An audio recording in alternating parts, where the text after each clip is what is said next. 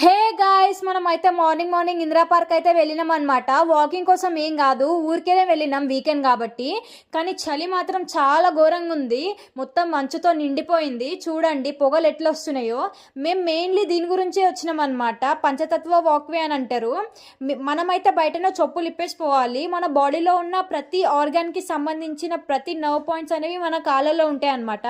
So ఇట్లా చెప్పులు తీసేసి ఇక్కడ ఉన్న వాక్వేలో నడవాలి.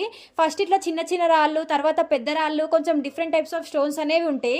తర్వాత శాండ్ అండ్ వాటర్ కూడా ఉంటాయి. సో ఈ స్టోన్స్లో నడిచినప్పుడు ఆ స్టోన్స్ అనేవి మన లెగ్స్కి డిఫరెంట్ డిఫరెంట్ ప్లేసెస్లో ప్రెస్ అయితే అట్లా మన నర్వ్స్ కూడా ప్రెస్ అవుతాయి అనమాట. మన హెల్త్కి ఇది చాలా బెనిఫిట్. ఒకప్పుడు మనుషులు చెప్పులు లేకుండా నడుస్తున్నాయంట, అందుకే చాలా హెల్తీ ఉంటుండే. ఇప్పుడు అట్లా కాదు కాబట్టి దగ్గరలో ఉన్న వాళ్ళైతే ఇదైతే ట్రై చేయొచ్చు. ఇక్కడ ఇంకా లేక్లో చూడండి చాలా చేపలు అయితే ఉన్నాయి, ఇట్లా బయటకు వచ్చి తింటున్నాయి. ఇక అంతే గాయ్స్, వీడియో బాయ్ బాయ్.